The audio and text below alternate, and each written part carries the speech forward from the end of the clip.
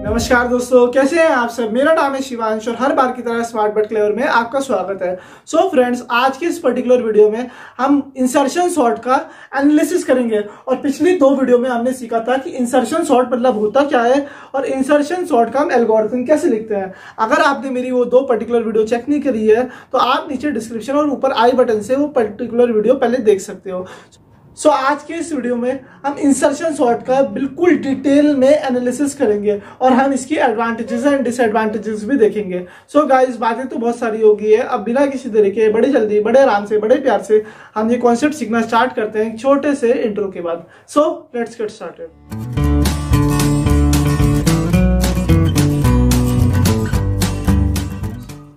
So friends, जल्दी से हम अपना इंसर्शन सॉर्ट का एनालिसिस स्टार्ट करते हैं। अब आप देख सकते हो ये एल्गोरिथम है जो कि हमने पिछली वीडियो में स्टडी किया था और पिछली कुछ वीडियो में हमने इसका अप्रोच सीखा था कि इंसर्शन सॉर्ट का अप्रोच क्या होता है और ये एल्गोरिथम भी हमने सीखा था डिटेल में। आप वो पर्टिकुलर वीडियो चेकआउट कर सकते हो, लिंक मैंने डिस्क्रिप्शन में दे दी है और ऊपर आई बटन से भी आप वो पर्टिकुलर वीडियो चेकआउट कर सकते हो। सो सबसे पहले हम इंसर्शन सॉर्ट का एनालिसिस करना स्टार्ट करते हैं। अब आप देखो ये दो क्या है, single statement. It will be taking some constant amount of time और you can say 1 unit of time.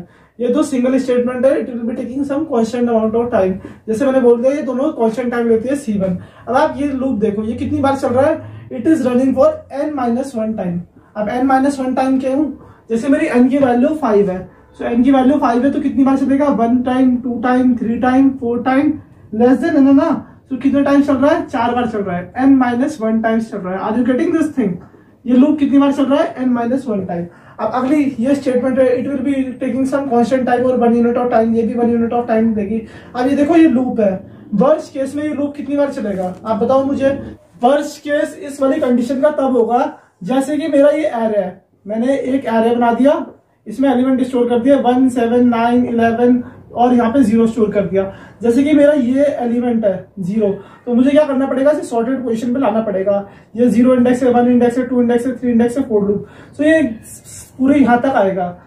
मतलब जैसे फॉर एन एग्जांपल मुझे डिसेंडिंग ऑर्डर में एक एरे दे रखा है और मुझे उसे असेंडिंग ऑर्डर में सॉर्ट करना है, तो ये हो जाएगा वर्स्ट केस इसका। अब हम इसके एनालिसिस देखते हैं। अब आप देख सकते हो ये जो ये स्टेटमेंट है वर्स्ट केस में भी है n-1 या फिर ऑलमोस्ट n-2 टाइम्स चलेगा जितने भी कंपैरिजन होंगे। मतलब एट लास्ट की कंडीशन कितनी बार चलेगी, it will B running for approximately n-1 या फिर आप -2 टाइम भी कह सकते हो। It will depend upon the input value, लेकिन एटमोस्ट आप n-1 वैल्यू तक कह सकते हो उसे, या फिर मैक्सिमम n-1 n-2 वैल्यू तक चलेगा इनपुट के हिसाब से। अब ये देखो ये एक सिंगल स्टेटमेंट है, it will be taking 1 unit of time. अब आप देखो हम कंडीशन कैसे जज करते हैं। ये जो ये स्टेटमेंट व्हाइल लूप के अंदर प्रेजेंट है, ये कितनी बार एग्जीक्यूट होगी, वही तो बताएगा मुझे कि मेरा टाइम कॉम्प्लेक्सिटी क्या आ रही है। सो ये कितनी बार एग्जीक्यूट होगी, ये ऑलमोस्ट एग्जीक्यूट होगी n-1 multiply by n-1। Are you getting this thing? Approximately इतनी बार मैक्सिमम मल्टीप्लाई होगी। सो अब मुझे यहाँ से देख के पता लग गया कि वर्स्ट केस में इसकी टाइम कॉम्प्लेक्सिटी क्या आएगी, it will be order of n²। Are you getting this? इसकी वर्स्ट केस में टाइम कॉम्प्लेक्सिटी क्या आएगी, ऑर्डर ऑफ n²। ये तो मैं आपको सिर्फ एक आइडिया लगाने के लिए बता रहा हूँ कि इस तरीके से हम आइडिया लगा सकते हैं कोड को देख के। अब हम बिल्कुल प्रॉपर्ली इसकी टाइम कॉम्प्लेक्सिटी डिटरमाइन करते हैं। सो कॉन्सेप्ट बड़ा आसान है, कॉन्सेप्ट बहुत ज्यादा इजी है। हमने इसका कॉन्सेप्ट पिछली वीडियो में सीखा था। सो आज हम उसे अच्छे से एनालाइज करते हैं। सो क्या कंडीशन है मेरी, The implementation of insertion sort shows that there are n-1 passes to sort n integers। मतलब इंसर्शन सॉर्ट का जब हम इम्प्लीमेंटेशन करते हैं किसी भी n एलिमेंट्स को सॉर्ट करने के लिए, तो कितने पासेस रिक्वायर्ड होंगे, n-1 पासेस रिक्वायर्ड होंगे। अब कैसे रिक्वायर्ड होंगे मैं आपको समझाता हूँ ये कंडीशन। जैसे मेरा एक एरे है, सपोज फॉर एन एग्जांपल मेरा ये एक एरे दे रखा मुझे, इस एरे में स्टोरेज 7, 11, 24 या फिर 17 ले लो, यहाँ पे 7 ले लो एंड यहाँ पे मैंने स्टोर कर दिया 5। सो ये मेरा एरे में एलिमेंट्स कुछ स्टोर है।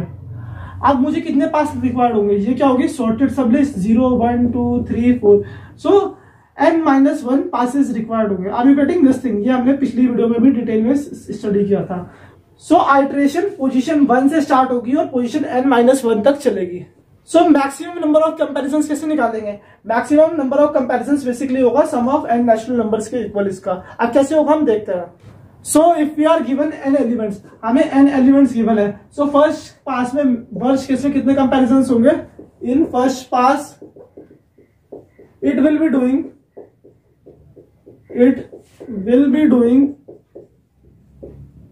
n-1 comparisons, n-1 comparisons होंगे। Are you getting this thing? Second पास में कितने होंगे? सेकंड पास में होंगे मेरे n-2 कंपैरिजन, n-2 कंपैरिजंस। और थर्ड पास में कितने होंगे? आप आइडिया लगाओ।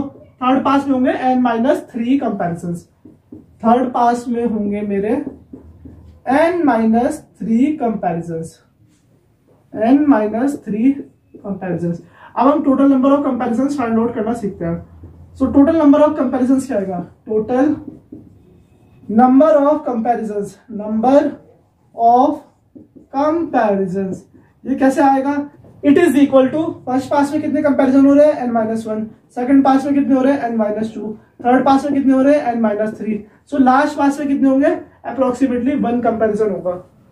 सो अगर आप इसका सम निकालोगे, इसका सम क्या आता है? n multiply by n-1/2 which will almost be equal to big O of, या फिर आप बोल सकते हो order of n²। Are you getting this thing? आपको समझ में आया?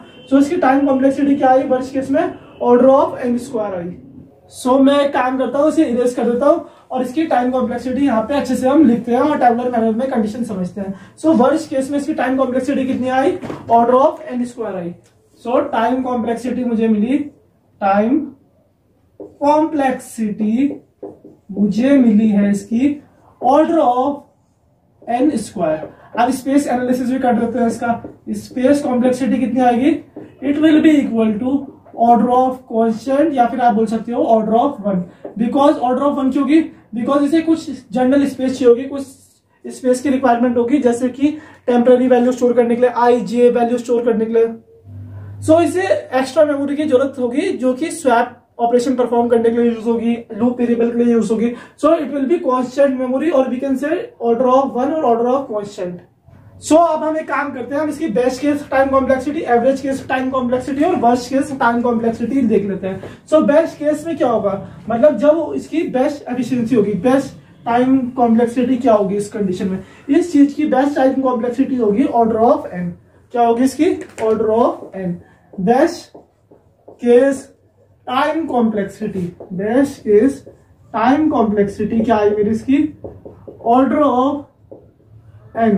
अब ऑर्डर ऑफ n कब आएगी? जब मेरा एरे ऑलरेडी सॉर्टेड होगा, जब मेरा क्या होगा? एरे ऑलरेडी सॉर्टेड होगा। Are you getting this thing? अब इसकी हम वर्स्ट केस टाइम कॉम्प्लेक्सिटी के बारे में बात करते हैं। वर्स्ट केस टाइम कॉम्प्लेक्सिटी,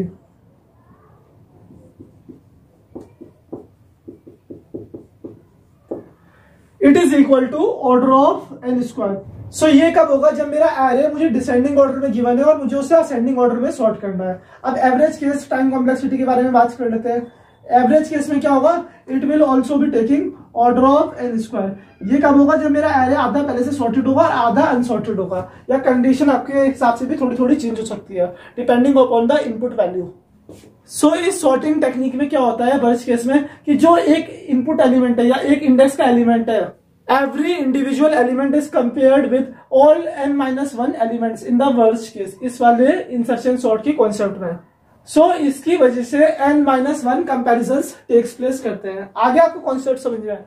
इसमें बेस्ट केस टाइम कॉम्प्लेक्सिटी होती है हमारी order of n, worst case and average case time complexity होती है ऑर्डर ऑफ n², और स्पेस कॉम्प्लेक्सिटी होती है ऑर्डर ऑफ 1 या ऑर्डर ऑफ कांस्टेंट आप कह सकते हो उसे। ये इंसर्शन सॉर्ट जो हमने पढ़ा, it is slightly more efficient than bubble sort and selection sort. So अब एक काम करते हैं, इसके एडवांटेजेस एंड कुछ एप्लीकेशंस डिस्कस कर लेते हैं। सो देखो, सबसे पहले हम एप्लीकेशन डिस्कस करते हैं। इंसर्शन सॉर्ट कब सबसे ज्यादा एप्लीकेबल होता है? जब मुझे बहुत स्मॉल वैल्यू सॉर्ट करनी पड़ती है। Small value in the sense मतलब मेरे एरे का साइज स्मॉल होगा, 10 एलिमेंट सॉर्ट करने हैं, 100 एलिमेंट सॉर्ट करना है। सो इंसर्शन सॉर्ट बेस्ट होती है स्मॉल एलिमेंट्स में, मतलब जब नंबर ऑफ एलिमेंट्स बहुत ज्यादा कम होंगे तब इंसर्शन सॉर्ट बहुत अच्छे से एप्लीकेबल होती है। सो एप्लीकेशन क्या है इसकी? पहली, when the array contains only a few element then insertion sort can be used. When there exist few element to sort then insertion sort can be used. ये चीज आपको समझ में आ गई होगी। अब हम इसके एडवांटेजेस देखते हैं। Insertion sort is easy to implement, बहुत आसान टेक्निक है। Insertion sort is efficient for small data, मतलब अगर मेरा डेटा छोटा है तो बहुत ज्यादा एफिशिएंट हो जाएगी इंसर्शन सॉर्ट। मर्ज सॉर्ट से भी ज्यादा एफिशिएंट होती है इंसर्शन सॉर्ट जब मेरे डेटा बहुत ज्यादा कम होते हैं, मतलब मेरे नंबर ऑफ एलिमेंट कम होंगे तो इंसर्शन सॉर्ट ज्यादा एप्लीकेबल होगी। लेकिन अगर नंबर ऑफ एलिमेंट बहुत ज्यादा हो जाएंगे, 10 million 10 billion element, then merge sort ज्यादा एप्लीकेबल होगी। अब अगला पॉइंट आता है मेरा, insertion sort is adaptive. Adaptive मतलब क्या होता है, if the input list is pre sorted then insertion sort takes order of n plus d where d is the number of inversions। मतलब क्या है इसका मेरा, जब इनपुट लिस्ट पहले से प्री सॉर्टेड होती है तो insertion sort order of n plus d time लेता है, where d is the number of inversions. ये चीज बहुत आसान है, हमने पहली वीडियो में कवर करी थी। So insertion sort is a stable technique, means it maintains relative order of input data if the keys are same. मतलब क्या इसका, जैसे मेरा ये एक एरे हो गया, एरे में सेम वैल्यू प्रेजेंट है, जैसे यहाँ 7 हो गया, 24 7 24 7। सो इसका मतलब क्या है, it maintains relative order of input data if the keys are same. अब देखो दोस्तों, मैंने क्या बताया आपको, जो इंसर्शन सॉर्ट होती है वो bubble sort and selection sort से ज्यादा एफिशिएंट होती है। जो मेरी सिलेक्शन सॉर्ट टेक्निक है, it is an in place technique, means it requires only a constant amount of space that is order of 1 of additional memory space. इसे order of 1 memory space लगती है, जो कि स्वैपिंग के लिए या फिर लूप वेरिएबल्स के लिए यूज होती है।